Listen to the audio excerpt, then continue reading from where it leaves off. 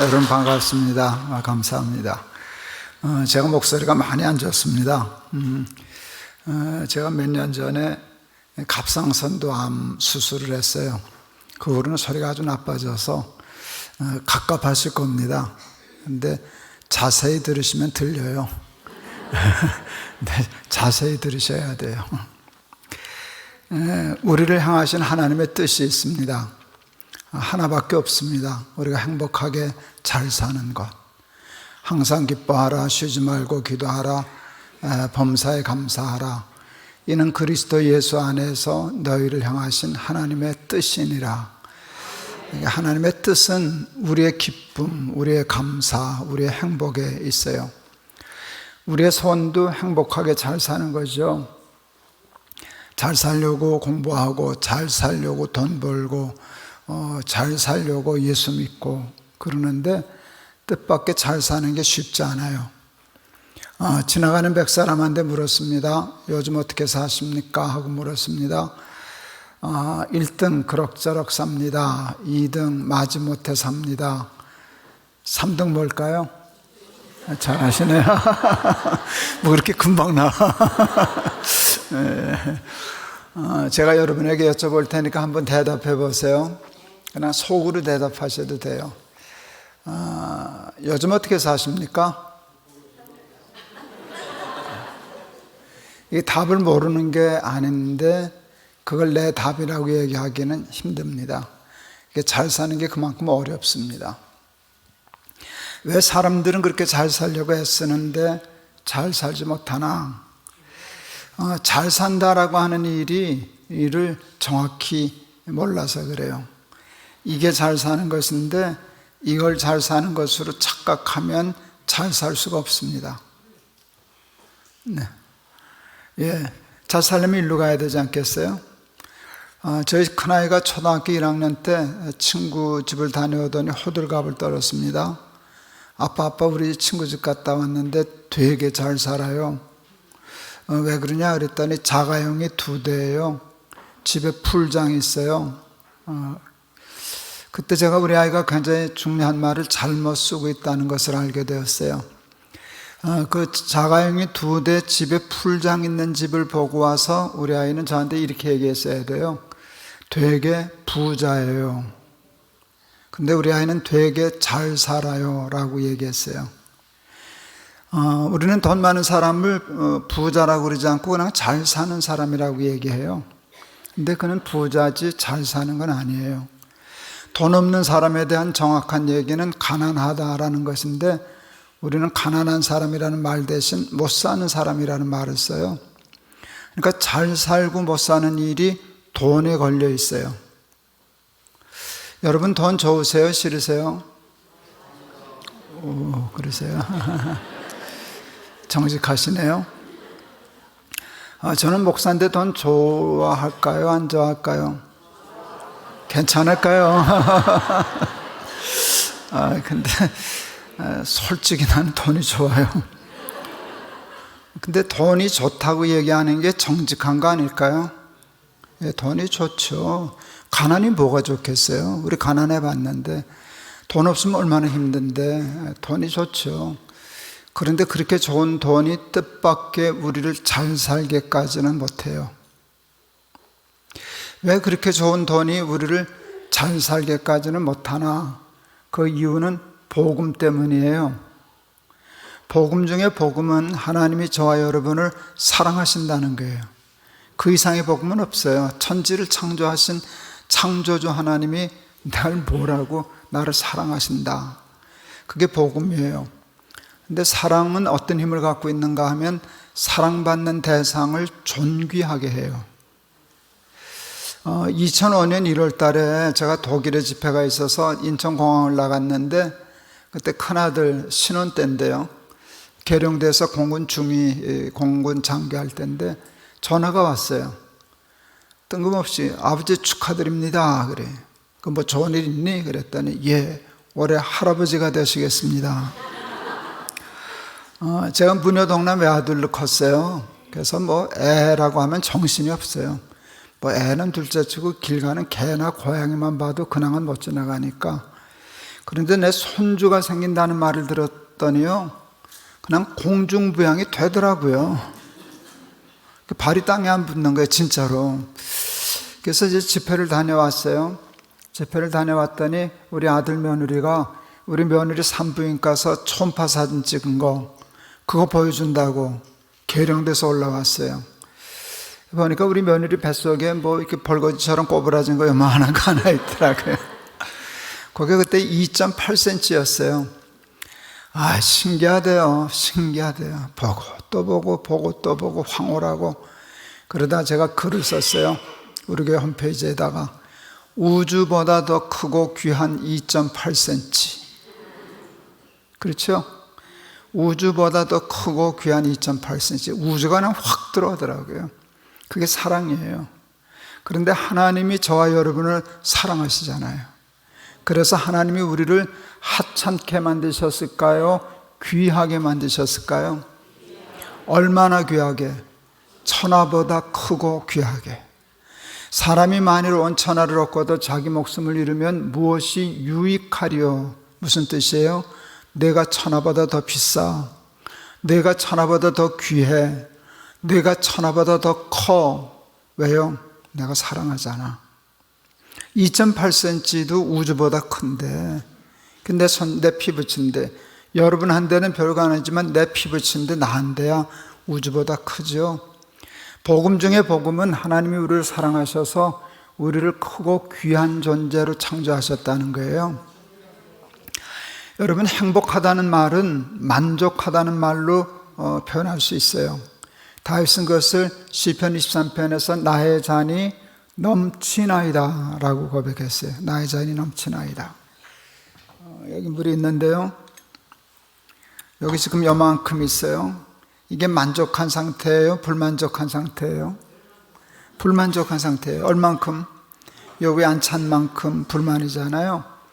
하나님이 저와 여러분을 사랑하셔서 천하보다 크게 만드셨어요. 예외 없어요. 천하를 다 얻을 수 없는데 얻어서 넣어도 찰까요? 안 찰까요? 안 차요. 못 차요. 작은 것으로 큰 것을 채우는 법은 없어요. 내가 천하보다 큰데 천하가 나보다 작은데 나보다 작은 천하로 나를 어떻게 채우겠어요? 여러분, 세상에 있는 것으로는 우리가 채워지지 않아요. 그것은 우리 한국 사람만큼 잘할 사람이 세상에 없어요. 우리나라, 저는 1951년생인데요. 피난민이고 우리 부모님이 이북분이시고 부산에 피난 내려와서 제가 태어났어요. 저희 큰아들은 경제학 교수인데, 우리나라 경제학 교수는요, 우리나라 51년생을 연구한대요. 51년생이 연구의 대상이에요. 근데 그 경제적으로 굉장히 중요한 의미가 있대요. 제가 이제 어느 정도 나이가 되어서 종합건진이라는 걸 처음 받았을 때 의사 선생님이 고개를 깨우뚱 그러시더라고요. 왜 그러세요? 그랬더니 목사님 신장 누구 하나 주었어요? 그래요. 아니요. 근데 왜 신장이 하나밖에 없어요? 글쎄요. 신장이 둘이어야 되는데 하나밖에 없다는 거예요. 저는 한참을 보더니 뭐 있긴 있네요. 여기 조그만 거. 그러니까 하나가 있고 하나는 생기다 말았어요. 저는 신장이. 그래서 그런가 보다 했죠. 근데 그 이유를 나중에 알게 됐어요. 고려대학교에 난민들, 아프리카나 이런 전쟁 난민들의 보건을 연구하는 교수님이 계시는데, 그분의 책에 보니까 나 같은 증상이 있더라고요. 이게 난민들에게 나타나는 보편적인 현상이래요. 왜 그런 줄 아세요? 우리 어머니가 나를 임신하고 못 먹었잖아요, 피난 중에. 그러니까 아이를 태아를 할 수 있는 영양이 공급이 안 되는 거예요. 그러니까 장기를 다 못 만들었어요. 그러니까 사람이 똑똑해서요, 필요한 것부터 만든대요. 뇌, 심장 이런 것들 빨리빨리 만들고, 심장은 하나만 있어도 사니까 야 됐다 하고 나가라 그래서 나왔다네요. 그런데 51년생에게 이런 게 많대요. 피난민 중에 나 같은 처지에 있는 사람, 그리고 우리나라뿐만 아니라 세계의 많은 나라에 그래요. 태어났는데 어머니가 젖이 안 나와요. 요즘 애들 그러면 분유 먹으면 되지. 분유를 어떻게 먹어요, 전쟁통에. 그건 아주 뭐 재벌집이나 먹는 거지. 이게 말도 안 되는 소리인데요. 쌀가루를 갈아서 미움을 써서 저를 먹였대요. 살아있는 게 신기한 거예요. 태어나서 첫 해 동안의 영양이 굉장히 평생의 건강을 좌우하거든요. 근데 젖도 못 먹고 우유도 못 먹고 쌀가루 그거 갈아서 그거 죽지 않고 살아난 건데 그렇게 가난했었어요. 초등학교 다닐 때 우리 생활환경조사서라는 게 있었어요. 얘가 어떤 형편에서 자라나. 근데 거기 질문이 웃겼어요. 라디오 있냐? 선풍기 있냐? 텔레비전 있냐? 뭐 전화 있냐? 근데 뭐 있으면 부자였게요? 그냥 아무거나 하나 있었으면 부자였어요. 그때는 선풍기만 있어도 부자 소리 들었어요. 텔레비전 있으면 뭐 완벽한 부자고. 여러분, 전화 한 대가 집 한 채 값보다 비쌌다는 거 아세요?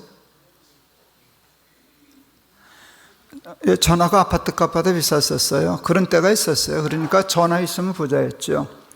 지금은 뭐 있으면 부자게요? 지금은 뭐 있으면 부자라고 하는 질문이 성립이 안 돼요.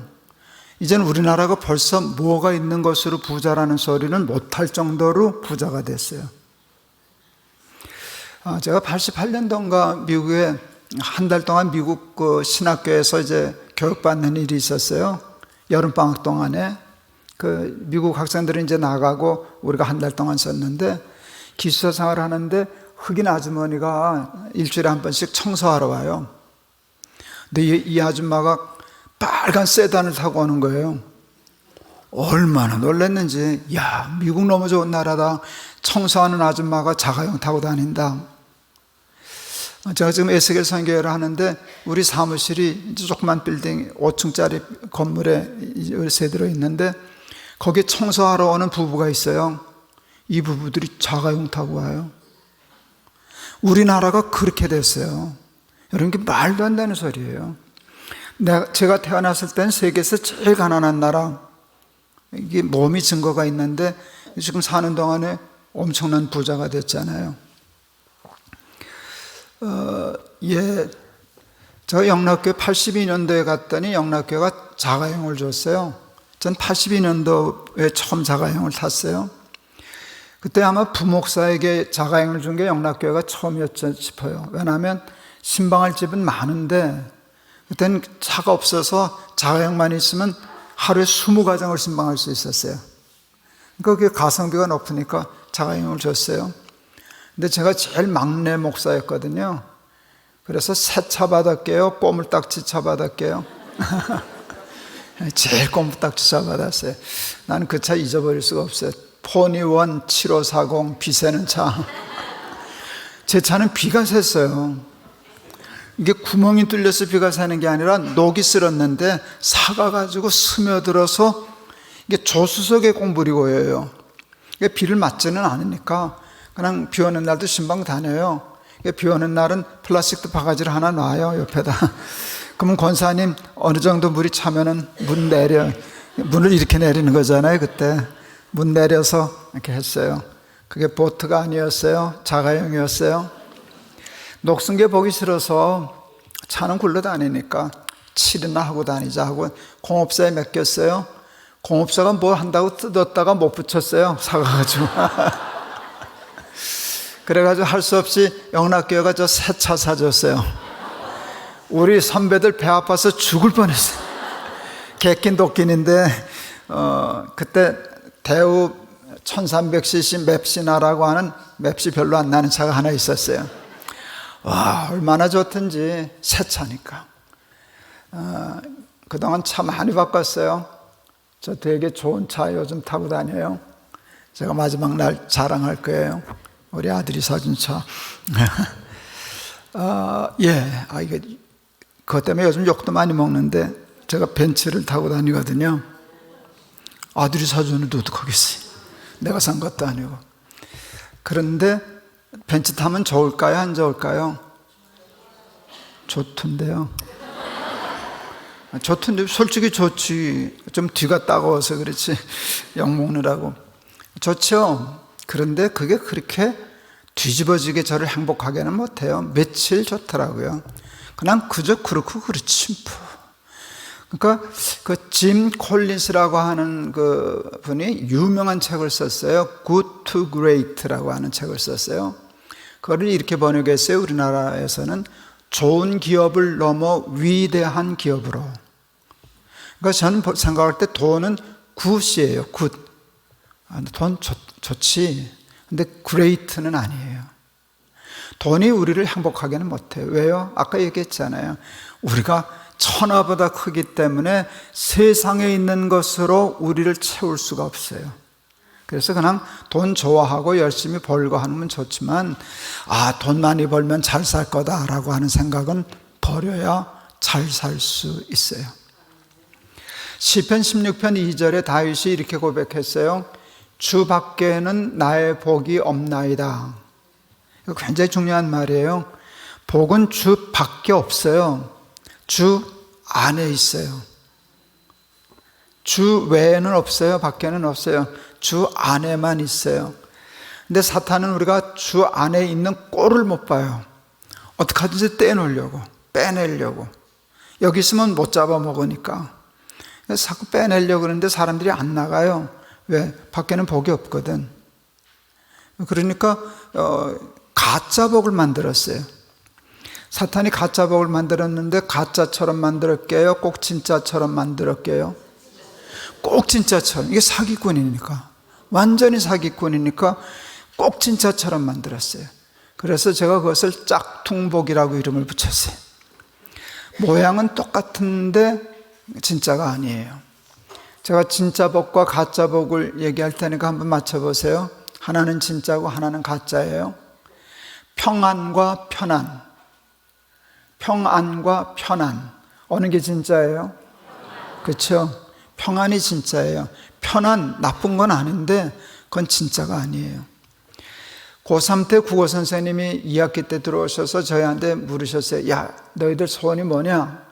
우리 개구쟁이 친구 한 놈이 아침 먹고 자고 점심 먹고 자고 저녁 먹고 자는 겁니다. 그랬더니 우리 선생님 그러셨어요. 이 자식들아, 대학 떨어지고 사흘만 잡아라. 쥐약 생각 날 거다. 제가 대학에 떨어졌어요. 내 이름이 없더라고요.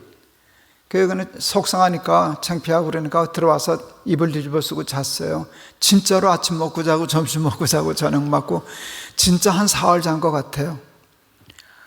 미치겠더라고요. 시간이 그렇게 안 가요. 그렇게 지루하고 편하지 불편한 건 없어요. 아침 먹고 자고 점심 먹고 잤는데 그게 그렇게 고통스럽더라고요. 그때 제가 벌써 깨달았어요. 편안이 좋기는 하지만 그것이 나를 행복하게는 못한다. 여러분, 편한 게 좋은데요, 편하면 나빠지는 것들이 많아요. 우선 건강 나빠져요. 정신이 무너져요. 믿음도 약해져요. 그래서 꼭 편안이 좋은 것만은 아니에요. 그래서 아세요? 하나님은 예수를 잘 믿는데도 우리를 꼭 편안하게만 하시지는 않아요. 광야에도 집어넣고 풀무불에도 집어넣고 물속에도 넣었다 뺐다 하고 환난과 고난과 역경을 주셔서 우리를 연단하고 단련하시지 사랑하는 자녀라고 편안하게만 하시지 않아요. 제가 이제 미국이나 이제 캐나다를 가보면은요, 거기는 확실히 땅이 좋아요. 눈으로 농사 모르는 저도 보면 여긴 뭘 심어도 되겠다 할 만큼 땅이 좋아요. 그래서 산에 가보면 나무들이 그냥 쭉쭉 뻗었어요. 아름다운 나무가 뭐 10m, 20m씩 막 자라는 것 같아요. 근데 어느 때 가보면 이것들이 자빠져 있어요. 뭐 바람이 좀 세게 불을 때 며칠 전에 거기에 있는 나무들은 바람을 잘 못 이겨내요. 바람에 자빠진 나무를 보면은요, 뿌리가 없어요. 뿌리가 무슨 방석만 해요. 우리나라 나무는 높이만큼 뿌리 뻗는다 그러는데 왜 그러냐 그랬더니 얘는 뿌리를 뻗을 필요가 없어요. 물 넉넉하겠다, 양분 충분하니까 뿌리를 깊게 내려서 뭘 빨아들일 필요가 없으니까 여기 그러니까 올라갔다가 자빠지는 거예요. 하나님은 우리 예수 믿는 사람들 우리를 깊게 하려고 고난도 주시고 불편하게도 하시고 시험도 주시고 단련도 시키시고 그러시는 거예요. 그렇죠? 그런데 여러분, 진짜 복은 평안이에요. 평안인데 우리가 그렇게 좋아하는, 돈만 많으면 잘 산다고 확신하는 그 돈이 우리에게 준 것은 편안이에요, 평안이에요? 돈의 능력은 편안함이에요. 거기가 끝이에요. 돈은 우리를 편히 살게 해요. 돈이 얼마나 우리를 편하게 살게 해요. 그런데 돈은 절대로 우리를 평안하게까지는 못해요. 중국의 신학생들을 92년도에 이제 한국교회를 좀 배워드리려고 초청해서, 그때 양재동 횃불회관 아주 잘 지었을 때 거기 숙소를 정하고 왔어요. 김포에서 이제 모시고 오는데 여전도사님 한 분이 물어요. 목사님, 횃불회관에 전화 있어요? 너무 기가 막혀서, 한국에 전화 없는 집 없어. 그랬더니 중국은 전화 있으면 부자인데요. 너무 또 건방 떤 것 같아서 얼른 그랬죠. 우리도 70년대 그랬어요. 근데 요즘은 이제 전화 없는 집 없다고 그랬더니, 그분이 중국도 지금 막 부자들이 생겨난다는 거예요. 막 부자들이 생겨나는데, 목사님, 부자들이 돈 벌어서 제일 먼저 하는 게 뭔지 아세요? 모르겠는데요. 별거 아니에요. 담 쌓고 철망 쳐요. 이게 참 재밌어요. 부자가 되니까 뭐 자가용도 사고 집도 큰데 편안은 한데 점점 더 불안해지는 거예요. 도둑 들까봐, 강도 들까봐. 담 쌓고 철망 친다고. 옛날에 우리들도 그러지 않았나요? 부잣집들 담 높이 쌓고 거기다 못 꼽았죠. 난 지금 생각하면 이해가 안 가. 멀쩡한 집에다 그걸 흉측스럽게 유리병 깨서 꼽았잖아요. 들어오지 말라고. 근데 제 감옥에서 예수 믿은 분 간증 얘기를 들었는데, 목사님 그거 다 소용없어요. 가만히 2장만 깔면 넘어가요 그러더라고요. 돈은 우리에게 평안을 주지 못해요. 돈의 한계는 그냥 짝퉁복, 굿 정도까지는 해결해 주는데 우리를 구원하기를 하겠어요? 우리를 훌륭하게 하기를 하겠어요? 우리를 행복하게 하기를 하겠어요? 그러니까 돈, 가난한 것보다는 좋지만 돈이 우리를 행복하게 할 거다라는 착각은 버리셔야만 요즘 어떻게 사십니까? 라고 얘기하면 대답할 수 있는 출발이 되는 거예요. 돈 좋아요? 안 좋아요? 좋다니까요. 저도 돈 좋다니까요. 그런데 저는 돈의 한계를 알아요. 돈으로 잘 살 수는 없다. 돈으로 천당 갈 수 없잖아요. 돈으로 내가 훌륭한 목사가 될 수 있는 건 아니잖아요. 그렇잖아요. 그러면 우리를 정말 잘 살게 하는 건 뭘까? 우리는 가난을 못 사는 거라고 생각하는데 성경은 가난을 못 사는 거라고 얘기하지 않아요. 근데 진짜로 그래요. 저는 가난한 시대에 태어나서 가난한 시대 중에서도 비교적 가난한 집에서 살았어요. 저희 아버지가 학교 수의하셨는데 저는 어려서부터도 따지고 계산하는 걸 좋아했어요. 우리 아버지 한 달 월급이면 쌀 몇 가마 사나 이런 거 계산했어요. 그때 우리 아버지 월급으로 쌀 한 가마 반 샀어요. 요즘 쌀 한 가마 얼마게요? 여기 지금 아는 사람은 없을걸요? 우리 요즘 가마니로 쌀 안 사잖아요. 근데 옛날에는 가마니로 사다 놔야 부자 소리를 들었으니까. 그러다 보면 밥에서 벌레 나오고 나비 날아다니고 이제 그랬었는데 요즘 쌀 한 가마 얼마나 할까요? 80kg? 그냥 제가 대충 한번 계산했었는데 맞는지 모르겠지만 하여간 50만 원은 안 넘어요. 그렇죠? 살림하시는 분들 50만 원이라고 그래줘요 그냥. 여러분 50만 원 갖고 세 식구 살 수 있어요 없어요? 전 세 식구였거든요. 50만 원 갖고 요즘 돈 50만 원 가지고 요즘 살 수 있어요 없어요? 없긴요. 없으면 내가 지금 여기 어떻게 있겠어요? 우리 집에 돈 50만 원밖에 없었어요. 근데 그냥 죽지 못하고 살았잖아요. 그만큼은 가난했어요. 그만큼까지는 가난했어요. 제가 그래도 조금 상처로 남아있던 것 중에 하나는 수학여행을 못 갔어요. 남다가는 수학여행을 못 갔어요. 지금도 생각하면 웃음이 나는 게 있어요. 우리 반에 고등학교 다닐 때 반에 손목시계 차고 있는 놈이 2놈 정도밖에 없었어요. 이게 차보고 싶은 거라. 고등학교 3학년이나 된 게 그게 뭐라고, 애도 아니고 빌려가지고 1시간씩 차고 있었다고, 수업 시간에. 차보고 싶어가지고. 그 정도로는 가난했었어요. 그런데 제가 참 감사한 거는요, 불편하고 좀 좋지는 않았는데 불행했다는 기억은 없어요. 그때도 재밌더라고요, 사는 게. 제가 너무 좋은 교회를 다녔거든요. 그래서 좋은 친구들 사귀고 교회 생활하는 게 좋으니까 뭐 밥은 안 굶고 밥은 먹고 수학여행은 못 갔지만 뭐 그렇게 가난하게 살고 싶은 마음은 없지만 살면 또 살지 뭐. 이렇게 두렵지는 않아요. 돈이 나를 잘 살게 한다라고 생각도 안 하고, 돈이 없다고 좀 불편하기는 해도 불행하다라고까지는 생각 안 하는 게 저한테는 굉장히 큰 지혜가 되었어요. 근데 성경이 우리에게 가르치는 못 사는 이유가 있어요. 가난이 아니에요. 못 사는 이유는 죄예요. 죄의 싹은 뭐다? 사망이 못 사는 거잖아요. 사망 못 사는 것의 원인은 다 하나밖에 없어요. 죄예요. 사람이 심상히 생각해요. 이 세상에 있는 이 상황을 그대로 내버려 두고요, 우리의 마음과 우리의 삶과 우리 이 세상 속에 있는 죄 하나를 딱 뽑아서 완전히 옮겨 놓을 수 있다면 그 자리에서 천국 돼요. 그 자리에서 천국 돼요. 항상 기쁘고 범사가 감사하고 평화가 넘치고 사랑이 넘치는 그냥 하나님의 나라가 돼요. 그래서 잘 살려고 하면 죄의 문제를 해결해야 돼요. 근데 죄 없는 사람은 없거든요. 의인은 없나니 하나도 없다. 모든 사람이 죄를 범하였음에 하나님의 영광에 이르지 못하다니. 우리가 못 사는 이유는요, 우리가 그렇게 행복하지 못하는 이유는요, 우리 속에 있는 죄 때문이라고요. 그런데 죄의 뿌리가 뭔지 아세요? 죄가 어디서 출발됐어요? 죄가 처음 시작된 자리가 있잖아요. 그게 선악과예요. 선악과에서 죄가 시작됐잖아요. 그거 다 따먹어도 좋은데 선악과는 따먹으면 안 돼. 근데 사탄의 유혹에 넘어가서 선악과를 따먹었어요.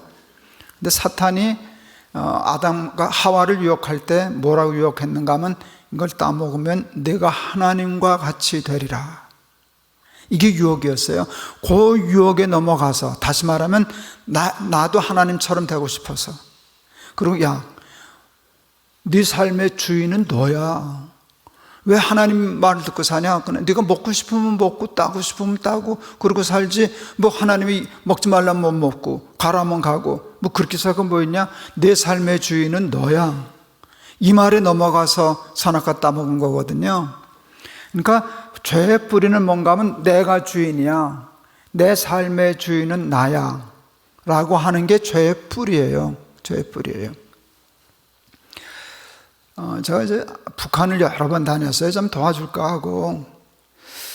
저희 부모님도 이북 있었고, 제가 평양에 처음 공항에 이렇게 탁 내렸는데 뭐 설명할 수가 없어요.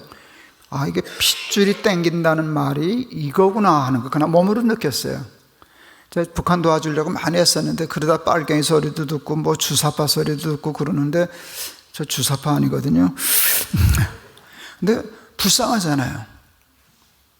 불쌍하잖아요. 그 핏줄이 땡겨요. 그래서 이제 가서 잘해주려고, 진심으로 잘해주려고 그렇게 하면 그들도 그걸 알아요. 그리고 재밌는 게요, 여러분은 지금 아시는지 모르겠어요. 제 억양의 베이스는 이북 사투리예요. 모르시죠? 표준어 쓰는 거 같죠? 예, 근데 아주 조금 있어요. 그래서 이북 사람들은 대부분 알아들어요. 이북 사람들은 대부분 알아들어요. 가니까 이북 사람들이 내 말을 좋아하는 거예요. 서로 말이 통하니까. 여기 초대 목사님이 이상근 목사님이시다면요, 그 아드님이 저하고 동기거든요. 이성희 목사님. 그때 평양을 같이 갔어요. 이 양반은 텔레비전을 보면 말귀를 못 알아들어. 그냥 눈을 보고 얘기하면 대충 눈치로 알아듣는데, 이렇게 텔레비전에 나오면 영국이나 뭐 여기 하면 말귀를 못, 야, 뭐라 그랬냐? 뭐라 그랬냐? 난 다 알아듣는데. 이제 말도 잘 알아듣고 말도 이북 베이스고 내가 정말 잘해주려고 그러다 보니까 이제 친해져요. 근데 어떤 때 안내원 동무가 안내원이 아니라 감시원이에요. 안내원 동무가 마음이 좀 열려서 그러더라고요. 뭐 사실 따지고 보면 기독교나 우리 어버이 수령님 주체 사상이나 그게 그거죠. 뭐 미치겠더라고. 내가 속으로 야 그게 어떻게 그게 그거냐. 여러분 이 주체 사상이 뭐예요? 내 삶의 내가 주체라는 거잖아요. 내 삶의 주인은 나라는 거예요. 이게 가장 대표적인 사실 마귀 사상이거든. 마귀가 선악과 따먹을 때 내 삶의 주인은 너다라고 한 게 이게 주체 사상이라고요. 근데 그게 얼마나 매력적인, 내 삶의 주인은 너야. 내 운명의 주인은 너야. 이게 얼마나 젊은이들에게 주체 사상은 인간에게 참 매력적인 사상이에요. 근데 그게 왜 그 사상에 빠지면 죽게 될까요? 내가 내 삶의 주인이 되려면 두 가지 조건이 맞으면 돼요. 내가 전지전능하면 돼요. 근데 우리는 전지전능해요? 무지무능해요? 그러면 무지무능한 자가 내가 주인이야? 내 마음대로 살아? 그러니까 지 마음대로 살면 잘 살아요? 못 살아요? 못 살지. 내가 전지전능하면 내 마음대로 살면 돼요. 근데 내가 무지무능한데, 미숙한 어린아이들이 모르는 것이 있어요. 모른다는 것을 모르고 못한다는 것을 모르면 미숙한 거예요. 아톰, 마징가젯, 슈퍼맨 이런 만화 영화 나오면요, 그 다음날 반드시 모가지에다 보재기 묶고 날아다니는 놈들 생겨요. 나는 아톰이다, 슈퍼맨이다. 이게 이제 정상인데요, 위험해요. 아이들은 보재기 묶으면 나는 줄로 착각해요. 그래서 뛰어내릴 위험성이 높아요. 저희 높은 데 수익에 개척했을 때 우리 청년 조카아이가 3돌 지난 자식이 뭐 슈퍼맨인가 뭘 보고 묶고 뛰었어요. 3층에서 슈퍼맨하고. 다행히 나무에 걸려서 살았어요. 조그마하니까 살았는데 양심은 있어가지고 기절은 했어요. 근데 하나도 안 다쳤어요. 이제 기절했다 깨어나면서 한 말이 아주 명대사예요. 왜 난 안 날지? 그러겠어요. 이게 미숙한 거예요. 이게 미숙한 거예요. 나폴레옹이 아주 유명한 얘기를 했어요. 내 사전엔 불가능이란 없다. 저는 그 말을 이렇게 해석해요. 나는 아톰이다. 나는 아톰이라는 놈이나 내 사전엔 불가능이란 없다는 분이나 그놈이 그분이셔요. 제가 나폴레옹 살던 궁전 가봤어요. 방마다 나폴레옹 초상화 잔뜩 그려져 있더라고요. 자세히 봤더니 그 양반 모가지에다 보재기 묶고 다녔더라고요. 뭐 만또래나 뭐라나. 내가 그래서 그래서 망했구나, 그래서 죽었구나 싶어요. 내가 삶의 주인이 되면 내 마음대로 살고 다 좋을 것 같지만 우리는 다 그 유혹이 있어요. 선악과 따먹은 그 본능이 있어요. 난 그걸 원죄라고 생각해요. 그래서 잘 살려고 하면 이 고백이 있어야 돼요. 주는 그리스도시요 살아계신 하나님의 아들이십니다 하는 신앙 고백. 그게 뭔가 하면 예수님은 나의 주인이십니다, 주님이십니다 하는 것이에요. 그래서 잘 살려면 신앙 고백이 반듯해야 돼요. 하나님이 주인이십니다. 2001년 제가 50 넘어서 높은 뜻 숭의교회를 개척했어요. 이제 개척하게 됐는데 개척할 때 하나님이 좋은 마음을 주셨어요. 좋은 교회를 한번 해봐야지. 좋은 교회를 한번 해봐야지. 그런데 그게 어려운 줄을 몰랐어요. 좋은 교회가 뭔지를 모르겠는 거예요. 뭐가 좋은 교회지? 뭐 건물이 좋은 게, 뭐 사람이 많이 모이는 게, 그건 아니잖아요. 좋은 교회를 정확히 알아야 좋은 교회를 만들지 못 만들지 할 텐데 좋은 교회라는 데서부터 막혔어요. 몇 달을 못 풀었어요. 그러니까 난제풀이하는 것과 같았어요. 이게 풀리지 않으니까 얼마나 답답한지. 그런데 그때 하나님이 주신 해답이 마태복음 16장 13절 베드로의 신앙 고백, 주는 그리스도시요 살아계신 하나님의 아들이십니다 라고 하는 신앙 고백이었어요. 그래서 그 신앙 고백을 하니까 예수님 뭐라고 그러시는가 하면, 내가 이 반석 위에 내 교회를 세우리니 음부의 권세가 이기지 못하리라. 다 아는 말씀인데 그날따라 새삼스럽게 깨달은 말씀이 있어요. 내가라는 단어가 그렇게 와닿았었어요. 내가 내 교회를 세우리니. 그때 예수님이 이러시는 것 같았어요. 네가 왜 걱정을 하냐? 내 교회는 내가 세우지. 네 교회냐? 그때 그래서 그걸 깨닫고 제가 그랬어요. 하마터면 덤태기 쓸 뻔했네. 그랬어요. 얼른 내드렸죠. 그때 깨달았어요. 사람은 좋은 교회를 만들 수 없다. 내가 만든 교회는 반드시 하자가 있고 문제가 있지, 사람은 좋은 교회를 세울 수 없다. 좋은 교회는 하나님이, 예수님이 친히 세워주시는 교회다. 그거 풀었어요. 그래서 예수님 세워주세요. 그런데 문제는 뭔가 하면 예수님이 아무데나 세워달라고 해서 세워주질 않는다는 거예요. 터를 보고 세우신다는 거예요. 교회 세울 좋은 터를 발견하면 이게 터가 좋은데 여기다 교회 하나 세워야 되겠는데, 그게 뭔가 하면 신앙 고백이에요. 주는 그리스도시요 살아계신 하나님의 아들이십니다 라는 신앙 고백이에요. 근데 신앙 고백은 예수님이 하시는 거예요? 내가 하는 거예요? 그러니까 내가 할 일은 신앙 고백, 하나님이 주인이십니다. 그래서 주는 그리스도시요 살아계신 하나님의 아들이십니다 라고 하는 신앙 고백을 제 언어로 이렇게 풀었어요. 하나님만 주인이 되시는 교회. 하나님만 주인이 되시는 교회. 그게 우리 높은 뜻 교회의 표고 유일한 목표예요. 그리고 하나님께 약속했어요. 하나님만 주인이 되시는 교회를 해보겠습니다. 사람은 주인 노릇 못하는 교회를 만들어 보겠습니다. 그래서 높은 뜻 성회교회를 시작했어요. 하나님만 주인이 되시는 교회가 되기 위해서 했던 일이 첫 번째는 예배였어요. 신령과 진정으로 하나님께 예배드리는 교회. 하나님이 주인이 되시는 가장 중요한 행위는 예배예요. 예배는 하나님께 드리는 거잖아요. 하나님을 찬양하고 하나님께 기도하고 하나님의 말씀을 듣고, 그러니까 하나님과 우리의 관계가 제일 정확하게 이렇게 포지션이 잡힌 것이 예배란 말이에요. 그래서 숭의교회는요 개척하고 만 2년 동안을 예배만 드렸어요. 우리는 등록도 안 받았어요. 구역도 조직 안 했어요. 남녀 성교회도 안 했어요. 집사, 장로, 직분도 세우지 않았어요. 교회를 조직하지 않았어요. 일도 안 했어요. 2년 동안을 예배만 드렸어요. 저희 교회는 이제 굉장히 빨리 큰 교회인데요. 2년 동안에 한 3,000명 모였거든요. 교인이 3,000명이 출석하는데 등록도 안 받고 직분도 안 임명하고 선교회도 안 하고 오로지 주일날 예배 하나. 우리는 수요 예배, 새벽기도, 우리는 건물이 없으니까 그냥 오로지 주일 낮 예배 하나에 생명을 걸었어요. 근데 그게 옳았어요. 교인들이 예배 드리려고 교회 오시더라고요. 근데 한 인천에서 다니시는 분이 한 날은 오시더니 구역 좀 만들어주세요. 그래서 왜요? 심심해 죽겠어요. 구역 예배 좀 드리게. 그래서 제가 반상에 가세요. 그랬어요. 반상에 가시라고. 심심하면 반상에 가라고. 2년 동안 예배만 드렸어요. 그 다음엔 무슨 이제 직분도 임명하고 다 조직교회를 가졌지만 첫째는 예배였어요. 두 번째 했던 것이, 우리는 6가지를 했는데 그거 다 다룰 수는 없고, 그 다음에 신경 쓴 게 뭔가 하면 하나님이 주인이 되시지 못하는 이유는 사람이 주인이 되기 때문이에요.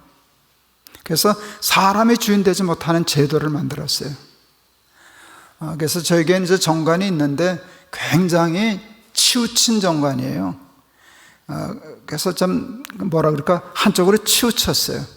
정상적인 정관은 아니에요, 제 생각에도. 그러니까 우리 정관하고 다르다고 해서 너희 교회는 틀렸어, 전 그렇게 얘기 안 해요. 우리가 지나쳤어.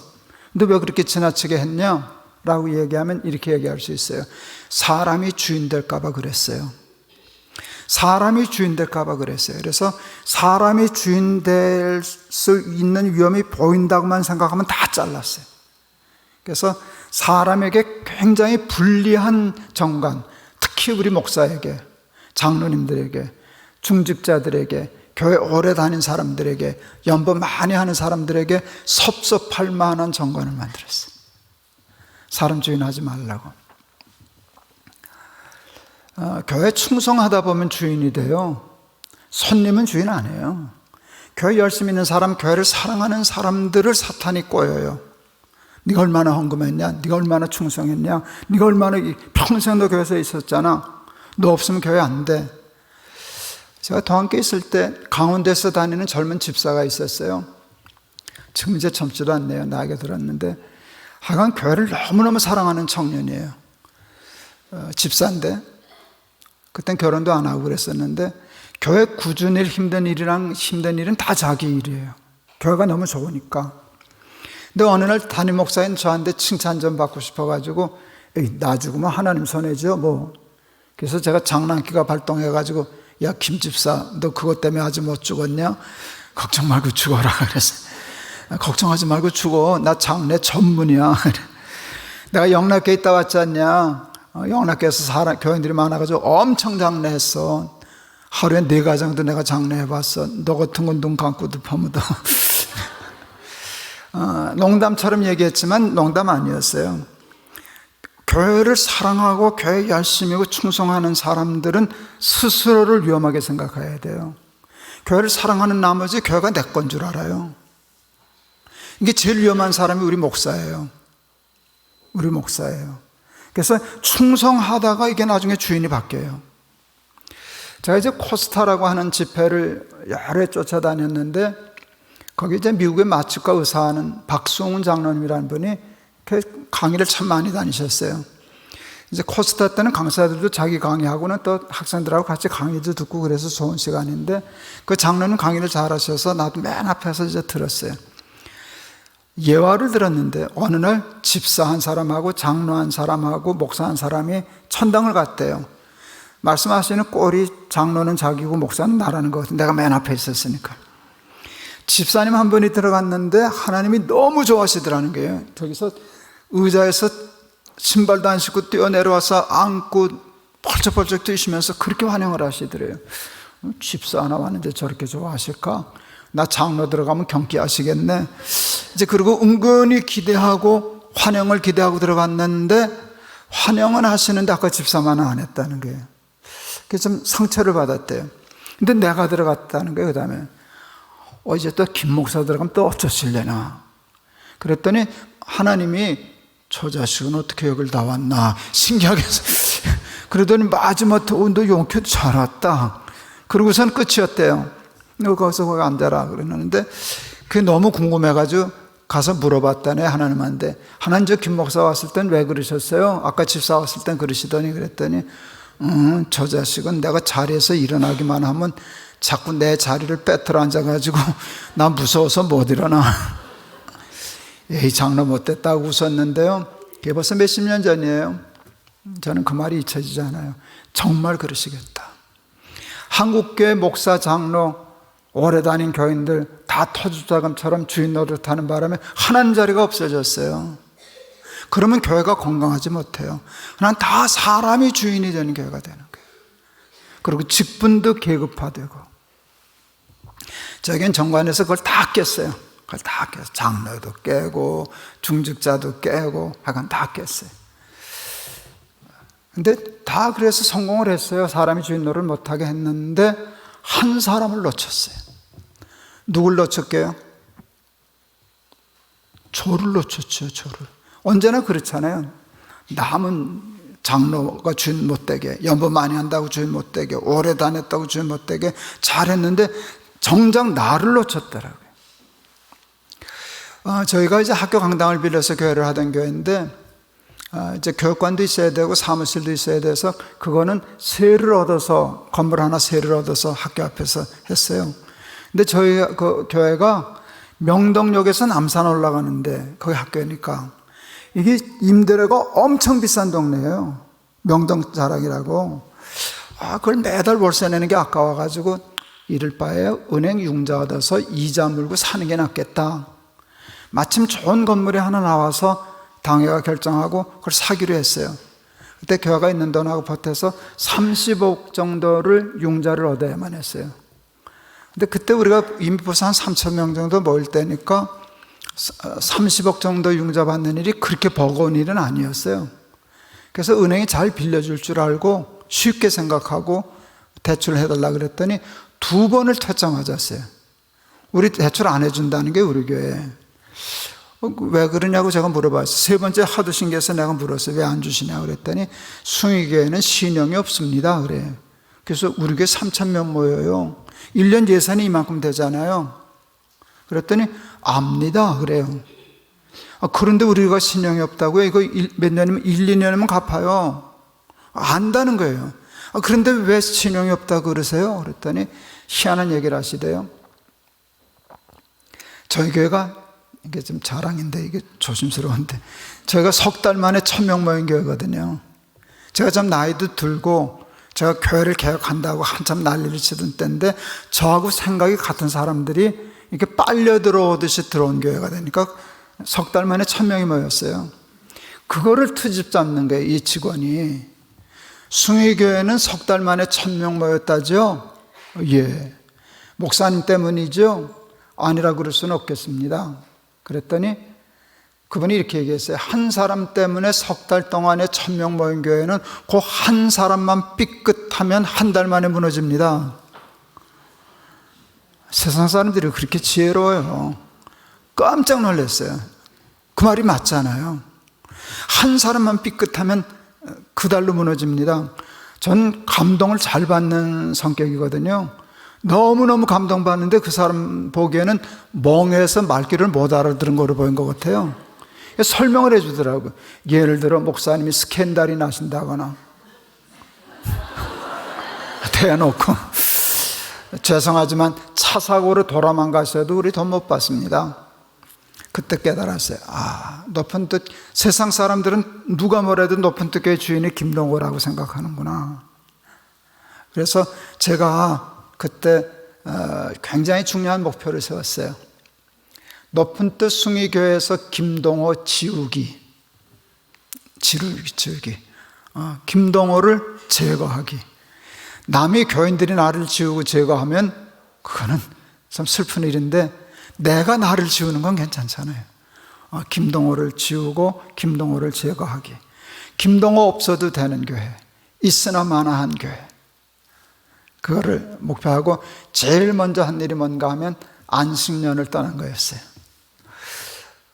저는 동안교회 있을 때도 안식년을 했어요.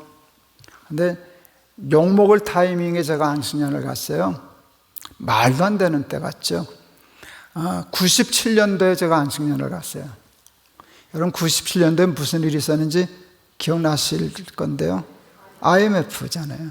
근데 IMF 때 교회가 위태위태한데 담임 목사가 안식년 간다는 건 말이 안 되는데요. 그 정도가 아니었어요. 그때 우리 건축 중이었거든요. 예배당 작게나 지었나 3,400평 큰 공사를 저질러 놓고 IMF가 터지니까 이게 위태위태하잖아요. 근데 담임 목사가 당에 나 안식년 가겠습니다, 허락해 주십시오. 그러니까 장로들이 기가 막혀서 말도 안 해요. 쉽게 말하면 당신 목사 맞아? 어떻게 목사가 다른 때도 아니고, 아니 IMF 건축 중에 안식년을 간다는 법이 어딨냐. 그런데 제가 설명을 잘했어요. 쉽게 말하면 안식년을 내가 만들었습니까? 하나님이 만들었지. 근데 하나님이 왜 안식년이라는 걸 만드셨을까를 생각해 봤습니다. 근데 제 해석은 이것이었어요. 열심히 일한 당신 떠나라 하는 포상 휴가가 아니었어요. 제가 해석한 거는. 다 그렇게 해석하는데, 너 없어도 돼. 너 없어도 돼. 6년 동안 열심히 농사 짓다 보면 하나님 없이도 살 것 같아요. 내가 농사 지어서 살았지 하나님이 보이지도 않는데, 이렇게 착각하기 쉬워요. 그랬을 때 농사 안 짓고 먹고 사는 게 나한테 달렸어. 그거 깨닫게 하는 게 안식년이라고 생각했어요. 너 없어도 돼. 여러분, 교회 제일 훌륭한 목사는요, 없어서는 아니 될 목사가 된 후에 그 다음에 있으나 마나한 사람으로 내려와야 되는 거예요. 그래야 그 조직 교회가 건강해지는 거예요. 왜요?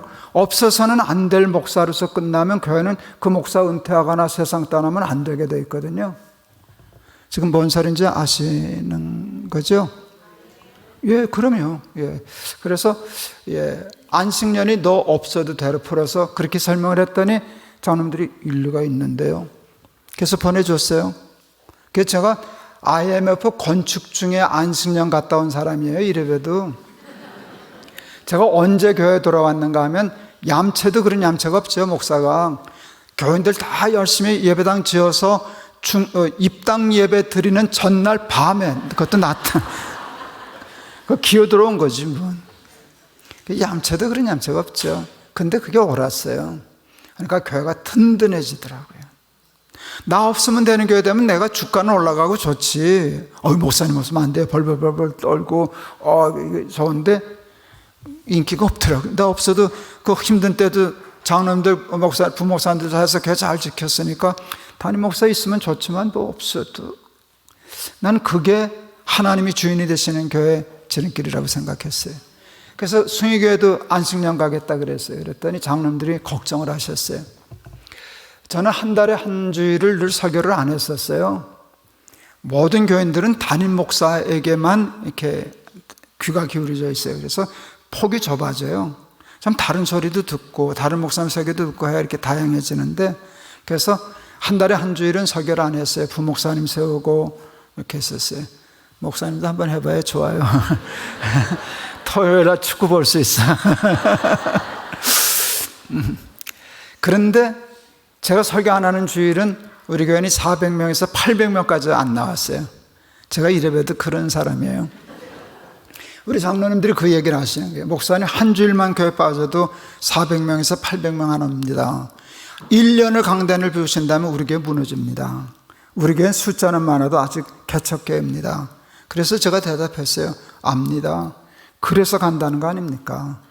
언제까지 내가 없으면 교회 흔들거리겠습니까? 젖을 떼야 됩니다. 저 말은 잘하니까 그것도 또 일리가 있다 해서 보내주셨어요. 그런데 교인들한테도 잘 설명하고 떠났는데, 제가 안식년 간 다음 주일날 교인 줄었게요? 안 줄었게요? 줄었게요? 안 줄었게요? 줄었어요. 조금 줄었게요? 많이 줄었게요? 많이 줄었어요. 1000명 줄었어요. 말도 안 돼요. 1000명이 한 주일에 안 나왔어요. 제가 그런 사람이라니까요. 그러니까 장로님들이 뭐 너무 놀라가지고, 그래도 줄긴 줄 거라면 이렇게 줄 거라고는 생각 못 했으니까, 미국 가 있는데 그냥 특별같이 전화 오고 메일 보내고, 우리가 뭐라 그랬습니까? 당장 들어오셔야 되지 않겠습니까? 그러셨어요.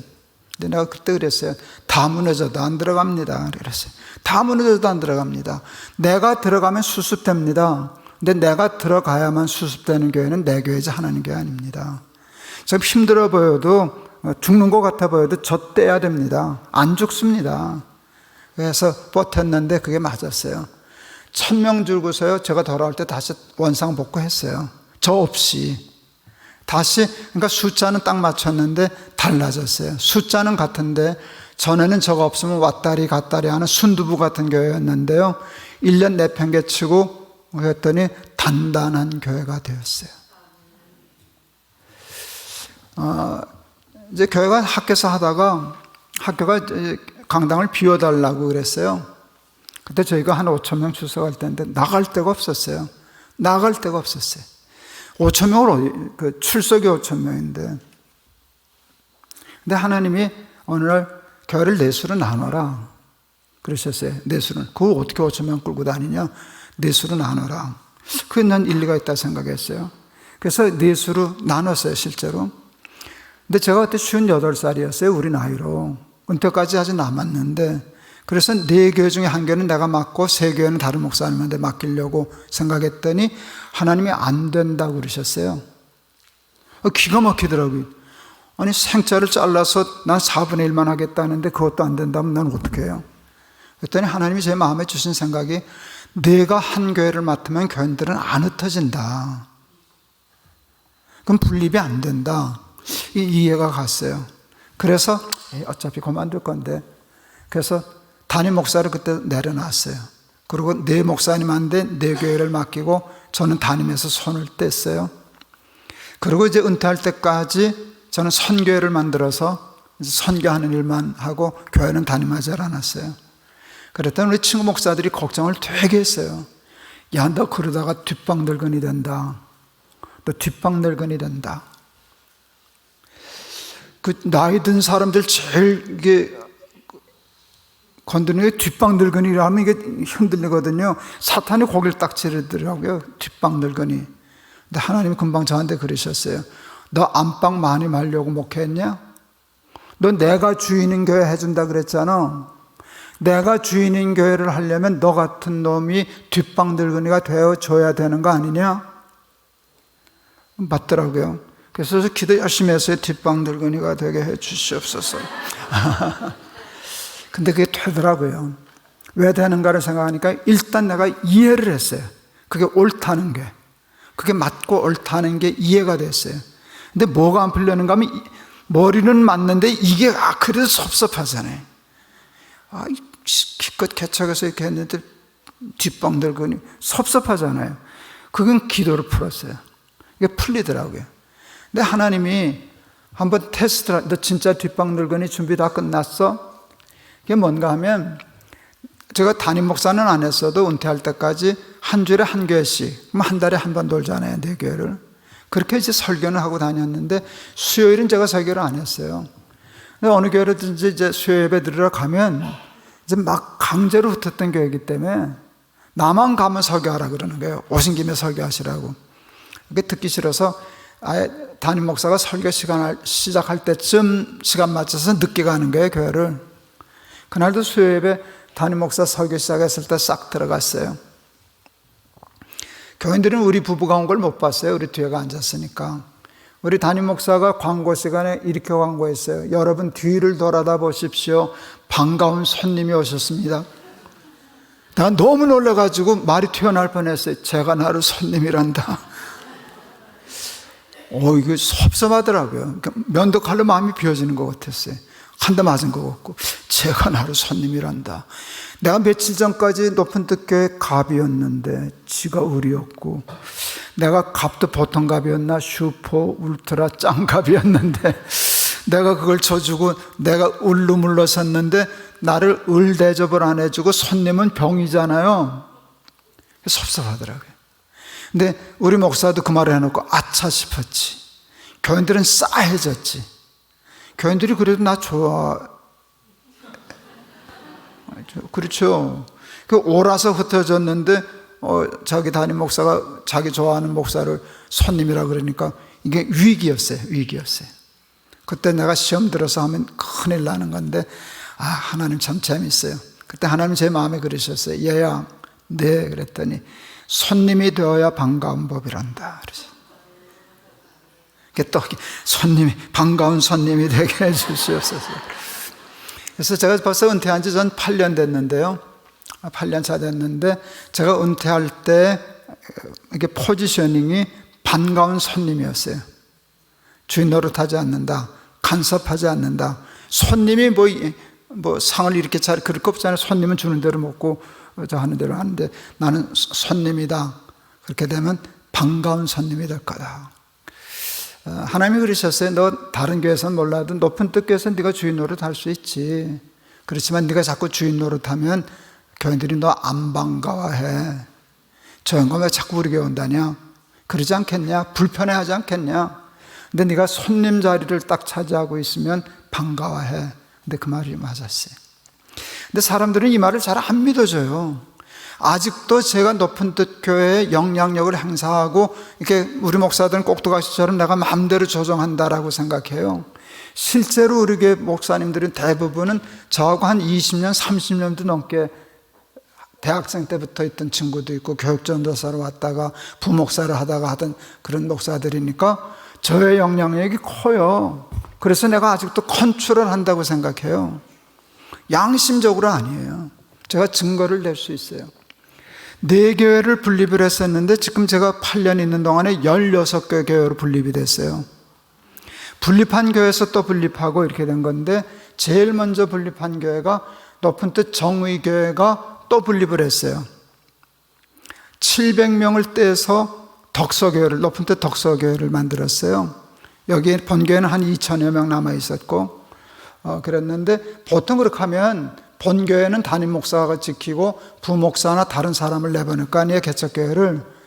우리는 거꾸로 했어요. 이 정의교회는 담임 목사가 700명인데 작은 교회는 아닌데 하여간 작은 교회를 데리고 개척해서 나가고 본교회 2,000명이나 남아있는 교회는 새로 목사를 청빙했어요. 이게 근사한 거잖아요. 퀴즈. 높은 뜻 정의가 새로운 담임 목사 청빙할 때 장로님들이 저하고 의논했게요, 안 했게요? 했게요, 안 했게요? 안 했어요. 섭섭했게요, 안 했게요? 섭섭했게요? 안 했게요? 했죠. 내가 특별한 사람이 섭섭했죠. 저는 와서 은환할 줄 알았어요. 목사님, 새 목사님 청하는데 누구를 청할까요? 어떻게 해야 될까요? 이분은 어떠세요? 그때 나는 답을 준비하고 있었어요. 올 거라고 생각하고.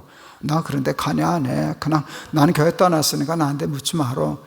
이렇게 근사한 대답을 했는데 이 인간들이 와야 대답을 하죠. 근데 우리 장로님들하고 새로 오신 목사님이 인사는 하러 왔어요. 선임 장로님이 저한테 목사님 섭섭하지 않으셨어요?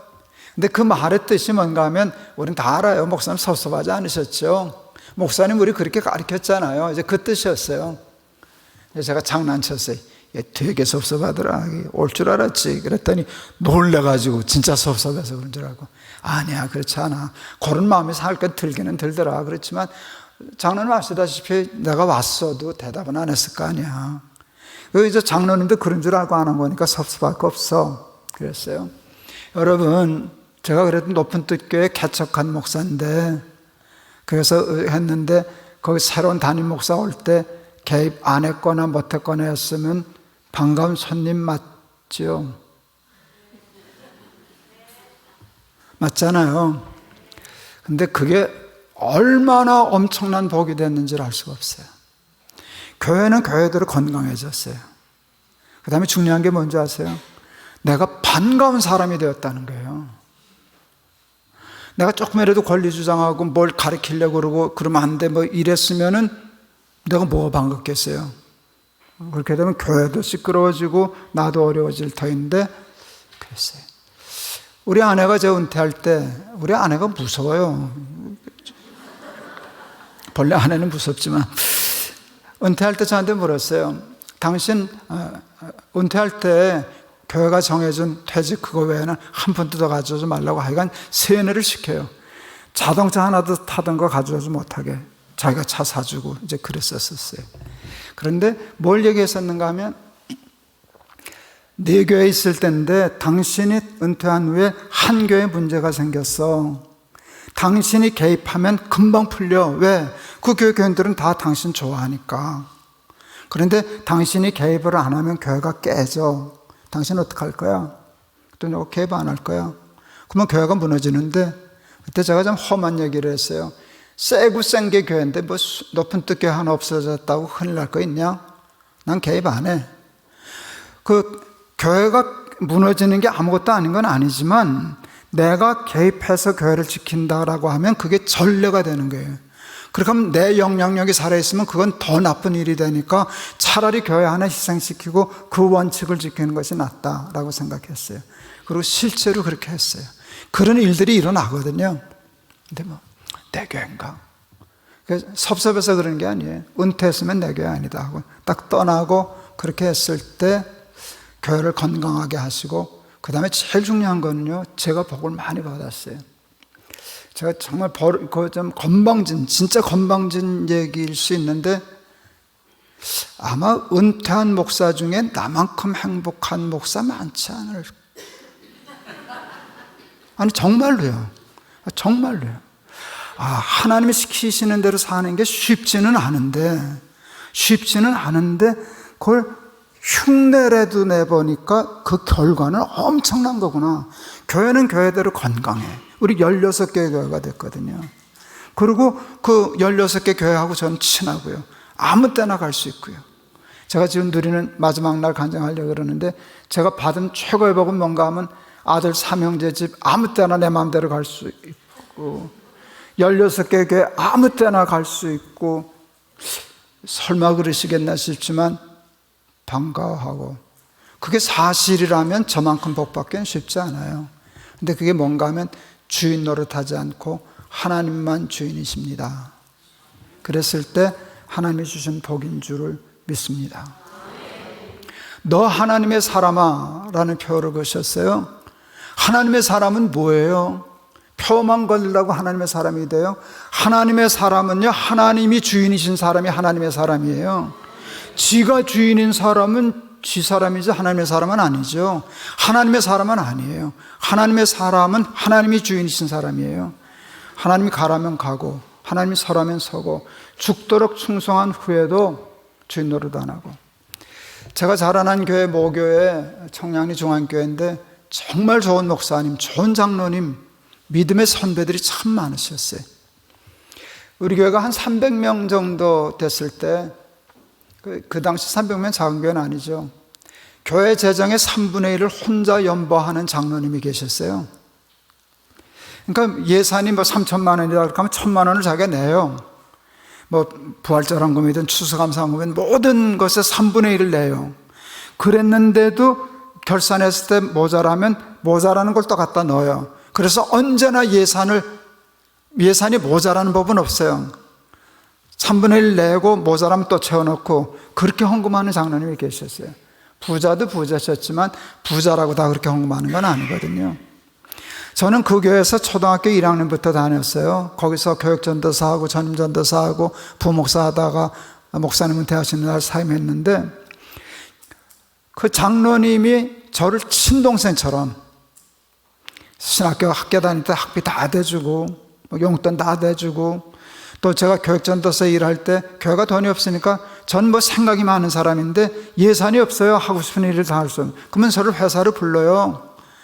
그냥 교회 예산 없어도 돼, 내가 줄 테니까 하고 묻지도 따지지도 않고 돈을 주머니에다 콱 넣어줘요.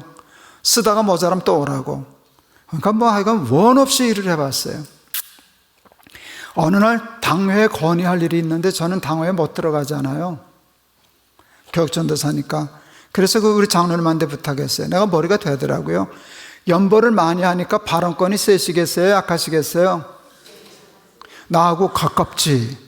연보 많이 하니까 발언권 세시지. 그러니까 장로님 통해서 당회 가면 결정된 거나 진배 없지. 부탁했어요. 장로님 이거 좀 가서 얘기 좀 해주세요. 평생 잊을 수 없는 교훈 왔어요. 전도사님, 내가 가깝고 허물이 없으니까 얘기하는데 내가 연보를 좀 많이 하잖아. 좀 많이 하시네. 아주 많이 하시죠. 그래서 나 당회 가서 말 안 해. 그건 또 무슨 소리예요? 왜 연보를 많이 하는데 당회 가서 말 안 해요? 그랬더니 이건 제 평생의 교훈이에요. 말을 많이 하든지 연보를 많이 하든지 말을 많이 하든지 둘 중에 하나만 해야지 둘 다 많이 하면 못 써. 제가 이 얘기를 했더니 난 연보를 안 하니까 말 좀 해도 되겠네. 그래요. 참 골치 아파. 꼭 연보를 많이 하는 것만이 충성은 아니에요. 열심히 하는 것 다 충성인데 여러분, 충성하고 말을 안 하는 게 참 어려워요. 모르는 사이에 무의식 속에 이 교회 주인은 나다라는 의식이 있어서 그러는 거예요. 목사님 은퇴하시는 날 제가 사회를 해드렸는데 23년 목회하시고 은퇴하시는 날 은퇴사가 10초나 됐을까? 누가복음 17장 9절, 명한 대로 행하였다고 종에게 살해하겠느냐? 우리는 다 무익한 종이라 마땅히 하여야 할 일을 한 것뿐이니이다 할지니라. 무익한 종은 물러갑니다 하고 인사하고 가셨어요. 제가 그때 31살짜리 부목사인데 뒤에서 사회받아 앉아있다가 여기 소름이 쫙 끼치더라고요. 그리고 은퇴 후의 모습이 얼마나 깨끗하고 한지. 전 그래서 그때 나이는 난 저렇게 목회해야 돼, 어떻게 목회해야 될까? 목회에 대한 구상을 해야 될 때 저한테 강력하게 바뀐 건 은퇴였어요. 나 저렇게 은퇴할 거야. 난 저렇게 은퇴할 거야. 35년 별르다가 2016년도에 저도 그렇게 은퇴했어요. 꼭 그대로 했어요. 35년을 별렀는데 명한 대로 행하였다고 종에게 살해하겠느냐. 그러고선 높은 뜻 교회 목사에서 행복했습니다, 감사합니다 하고 떠났어. 잘했죠?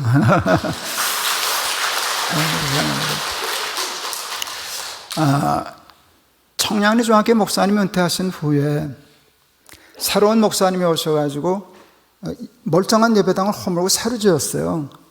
그 예배당 아주 인류 건축, 정린 건축이라는 데서 설계해서 잘 지은 건물인데 전 그게 못마땅했어요. 청량리 중학교는 제가 굉장히 내교거든요. 애착이 있어서. 그 교육관은 하나 지고 리모델링이나 하면 될 걸, 그걸 멀쩡한 걸 왜 허물고 그랬는지 모르겠다고 섭섭했어요.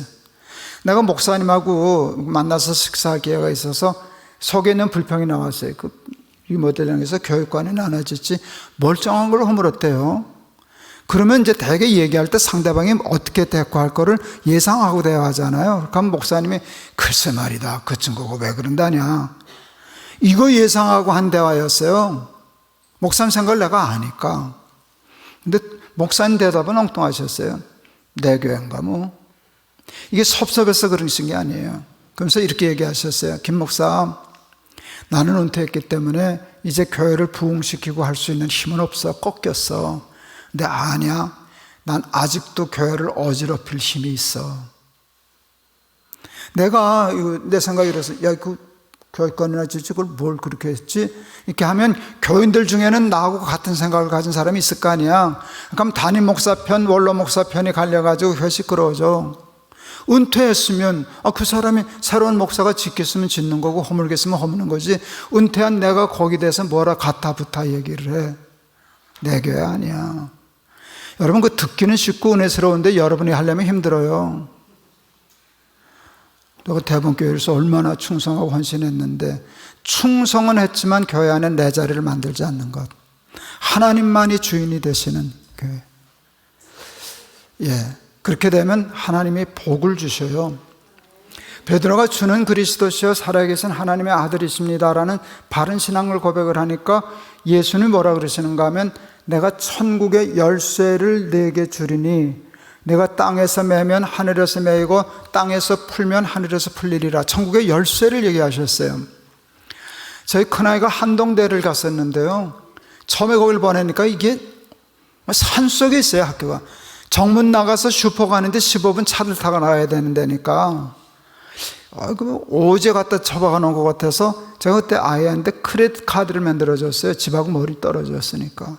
우리 아내는 걱정하더라고요. 아직 아이인데, 대학교 1학년인데 무슨 크레딧 카드를 주냐고. 근데 너는 대학생이면 어른인데. 근데 우리 아내는 걱정이 되니까 1년 정도를 체크하더라고요. 내 통장에서 돈이 나가는 거니까 어디 썼나, 쓸 만큼 썼나, 이달은 얼마나 썼나 하는데, 한 1년쯤 있다가 우리 아내가 여보, 부열이가 철들었어.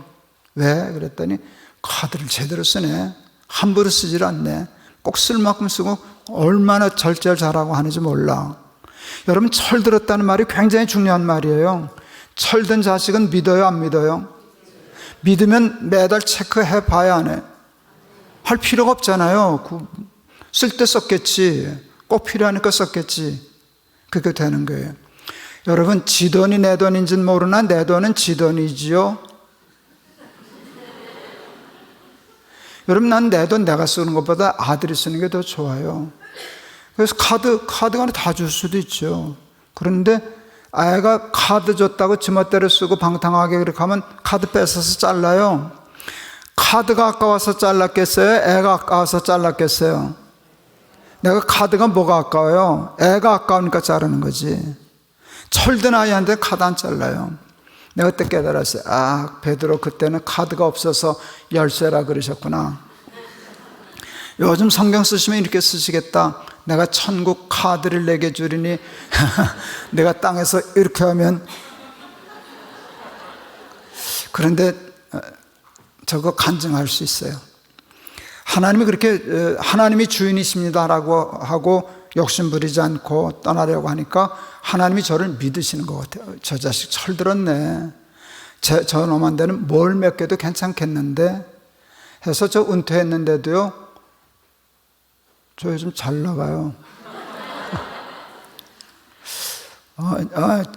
진짜. 그리고 제가 지금 에스겔 선교회를 하는데요, 저는 선교회는 안 하려고 그랬어요.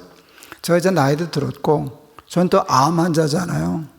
선교사님들 저거 하면 시작했으면 끝까지 뒤를 봐줘야 되는데 내가 그 자신이 없잖아요. 그래서 안 하려고 하다가 하여간 그 설명하려면 긴데 어쨌든 하여간 맡게 됐어요. 할 수 없이 맡게 됐는데 결국은 지금 선교사 12분을 지원해요. 선교사 12분 지원하는 정도가 아니라 많은 일들을 해요. 근데 왜 많은 일을 하게 됐는가 하면 후원금이 막 들어와가지고. 이게 말이 돼요? 후원금이 막 들어와가지고 그 일 안 하고 있으면 쌓이니까. 돈 안 선교하라고 줬는데 그러니까 일 찾아보고 여기서 그랬어요. 저희 선교회는요, 누가 후원하는지를 몰라요. 후원자 관리를 안 해요. 후원을 많이 하려면 후원자 관리를 철저히 해야 되고, 뭐 편지도 보내야 되고, 사연도 보내야 되고, 전화도 해서 가끔 고맙다고 인사도 해야 되고, 뭐 책 한 권이라도 보내야 되고, 그렇게 관리하는 거예요. 에스겔 성경은 그런 거 없어요. 누가 보낸지 알아야 뭐 전화를 하거나 말거나 하죠. 어느 때 은행 계좌를 체크해도 한 번도 돈이 안 들어왔던 적이 없어요. 저 제법 큰 교회 목회했었잖아요. 큰 교회에서 원 없이 선교했던 사람이에요. 그에 못지않게 직분도 하고 있어요. 카드 주셨나? 혼자 생각해요. 하나님이 나를 조금 믿으시는가 보다. 저렇게 해도 딴짓 안 해. 지 돈 쓰듯이 안 할 거야. 자기 돈인 것처럼 쌈짓돈처럼 지 생색 내면서 자기 자랑하면서 그렇게 안 쓸 거야. 믿어주시니까 그러지 않을까요? 네, 우리 사랑하는 대범교회 교인 여러분, 죽도록 충성하세요. 그리고 절대로 사람에게 인정받으려고, 존경받으려고, 자리에서 주인 노릇하려고 하는 그 욕심과 싸우세요. 그래야 하나님만 주인이 되시는 교회가 돼요. 그렇게 되면 교회가 복을 받아요. 근데 교회가 복을 받으면 그 복이 어디로 가겠어요? 여러분들한테 가는 것이죠. 여러분들에게 가는 것인데, 그래서 여러분 다 하나님 카드 하나씩 받아가지고 써보시죠. 그거를 자녀의 권세라 그러셨어요. 아버지께 내게 어딨냐? 다 네 거지. 근데 왜 안 주세요? 네가 철이 안 들어서 못 주지. 내가 안 줬냐? 너 밤낮 네가 주인 노릇 하더라. 자리만 비우면 내 자리 깔고 앉더라. 이 교회가 네 거냐? 근데 내가 너를 어떻게 믿고 이걸 맡겨? 그러지 않으시겠어요? 그래서 여러분 마음을 비우고 하나님이 주인이십니다. 나는 아무것도 아닙니다. 마땅히 할 일을 한 것뿐입니다. 할 때 교회가 복을 받고 여러분이 복을 받게 될 줄을 믿는데, 그 복은 자녀의 권세입니다. 그렇게 되면 그게 너 하나님의 사람아, 네가 하나님의 사람이 되면 이 복을 받는다 되겠습니다. 기도하겠습니다. 우리 사랑하는 대범교회 교우들, 하나님만 주인이신 삶 살게 하옵소서. 자기를 부인하고 자기 십자가를 지고 주를 쫓게 하옵소서. 교회를 위하여 충성하게 하옵소서. 그러나 자기를 부인하게 하옵소서. 교회 안에 자기 자리 만들지 않고 깨끗이 하나님께 자리를 비워드릴 수 있는, 하나님께 영광을 돌릴 줄 아는 하나님의 사람 되게 하여 주셔서 자녀의 권세, 천국의 열쇠, 천국의 카드 받게 하옵소서. 예수 그리스도 이름을 받들어 기도하옵나이다. 아멘.